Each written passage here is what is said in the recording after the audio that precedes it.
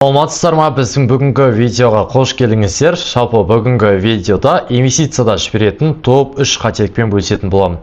Бұл қателіктерді жасамау арқылы көптеген қаражаттарыңызды, энергияларыңызды, уақыттарыңызды үнемдейсіздер. Сондықтан видеоның соңына дейін қараңыздар. Жалпы бізде инвестицияда жіберетін топ 3 қателік. Жалпы бұны адамдар не үшін жібереді, және ол қандай қателіктер, осы туралы бүгінгі видеода толығырақ айтып өтетін боламын. Ең бірінші қателік бар ақшаны бір жерге салу. Жалпы көбісі осы ақшасын тез байып кетемін деген ниетпен бір жерге бүкіл ақшасын сала салады. Мысалы, қолына бір 10 миллион теңге болсын, 1 миллион теңге болсын, 100 мың теңге капитал болсын, бүкіл ақшаны бір салаға инвестиция жасай салады. Бір сала дегеніміз қалай? Мысалы, бізде өте көптеген салалар бар. Технология саласы, медицина саласы, финанс саласы, энергетика саласы. Мысалы, егер сіз технология саласындағы акцияларды алатын болсаңыз, технология саласы құласа, сіздің ақшаңыз бірге құлап кетеді. Осындай жағдай болмас үшін біз әртүрлі саладан акция алуымыз керек. Мысалы, медицина саласынан бір акция, жаңағы энергетика саласынан, финанс саласынан, технология саласынан бір акция алатын болсақ, бізде былайша айтқан кезде әрдайым плюсқа шығуға мүмкіндік болады. Не үшін? Себебі бізде нарық былай жұмыс жасайды. Мысалы, технология медицина өсіп жатқанда, финанс пен энергетика құлап жатады. Финанс пен энергетика өсіп жатқан кезде, медицина мен технология құлап жатады деген сияқты. Осындай құлап жатқан кездерде сіздің жалпы портфеліңізде емес, сіздің ақшаңыз минусқа кетіп қалмас үшін, жалпы ақшаңызды әртараптандыру керек. Яғни бүкіл ақшаңызды бір жерге сала салмай, бірден байып кетемін деп бір жерге сала салмай, әртүрлі салаға инвестиция жасау арқылы, яғни әртараптандыру арқылы, қолыңызда бар капиталды мысалы үй алуыңыз мүмкін, одан қалған ақшаға мысалы кішігірім бизнестарға инвестиция жасауыңыз мүмкін, криптоға салуыңыз мүмкін, алтын алуыңыз мүмкін, ETF, облигация, акция деген сияқты бізде өте көптеген салалар бар. Соның барлығына бөлшектеп ақшаңызды салатын болсаңыз, сізде тәуекел әлде қайда төмен болады, және тұрақты орташа өсім түрінде үлкен капиталға жете аламыз. Яғни ең бірінші жалпы қателік ол барлық ақшаны бір жерге салу. Екінші қателік жылдам байып кеткісі келу. Яғни барлық адам жалпы адам болғандықтан табиғатымыздан кез келген затқа жылдам жеткізіміз келеді. Жылдам үй алғымыз келеді, жылдам машина алып тастағымыз келеді. Бір күн ішінде байып кету, бір ақшаны тауып алу деген сияқты заттарда өте жақынбыз. Бірақ инвестиция бұл бізде спринт емес, бұл марафон. Яғни бұл ұзақ уақыттық процесс. Инвестицияда байлықты бір аптада емес, 3-5 жылда жүйелі түрде. Бірақ шынымен құрамыз. Трейдинг сияқты жылдам ақша тауып кетесің, 6 айда машина мініп аласың деп өтірік емес, жүйелі түрде үлкен капиталдың негізін қалай аламыз. Жылдам келген ақша ол жылдам кетіп қалады.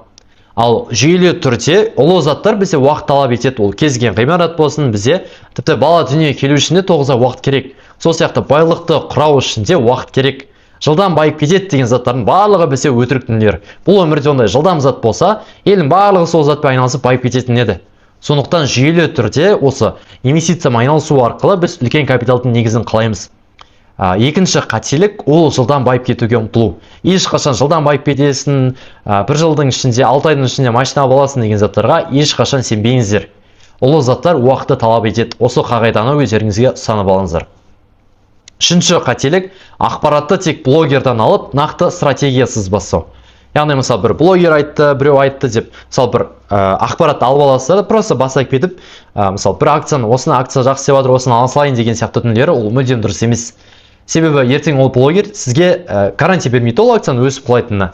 Осындай жағдай болып қалмас үшін біреу айтты екен деп өздеріңіз білім алмай, просто біреудің айтқан затымен шешім қабылдау ол мүлдем дұрыс емес.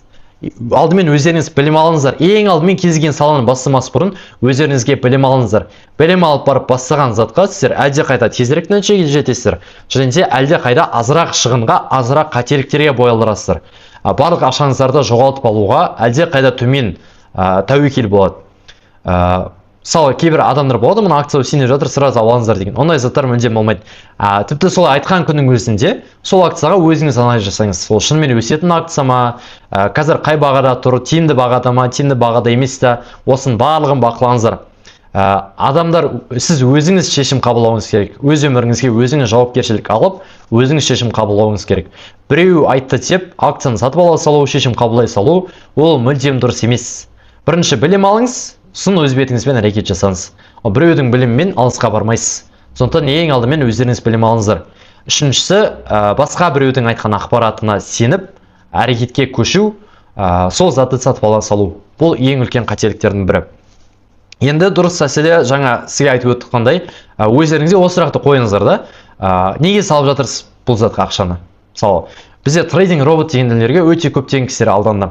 Ол кісілер өйткені білмейді өзі неге салып жатқанын. Жылдам байып кетесің деген затқа кірді де, ақшасын салып тастады, сонымен барлық ақшасын қадалып қалды деген сияқты.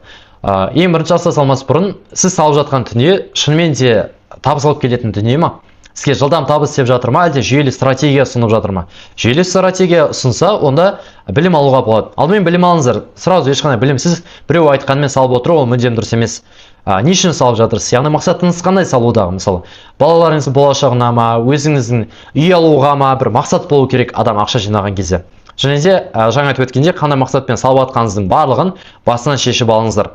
Енді жалпы осы қателіктерді қорытындылап өтетін болсақ, бізде ең үлкен топ 3 қателік.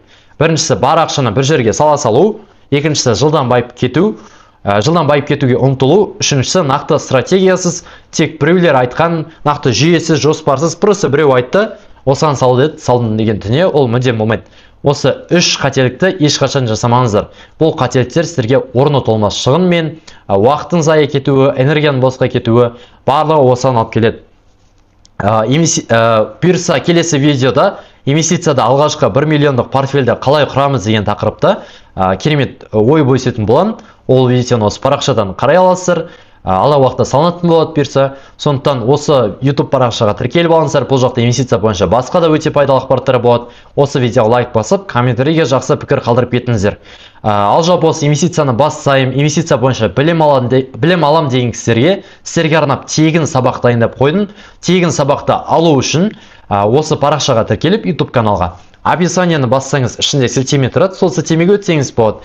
Немесе комментарийде бірінші болып менің комментариім тұрады. Соған басып, ішіне кірсеңіздер, тегін сабақтар бар. Сол сабақтарды қарап, инвестицияны бастай аласыздар. Жалпы бұл сабақтар мәңгілік тұрмайды бізде. Сондықтан қазір ашық тұрған кезінде қарап алыңыздар. Кейін өшетін болады бұл сабақтардың барлығы. Сондықтан тура қазір осы жерден видеоны тоқтатып, парақшаға тіркеліп, сілтемеге өтіп, сабақта қарап алыңыздар. Сабақта көріскенше сау болыңыздар.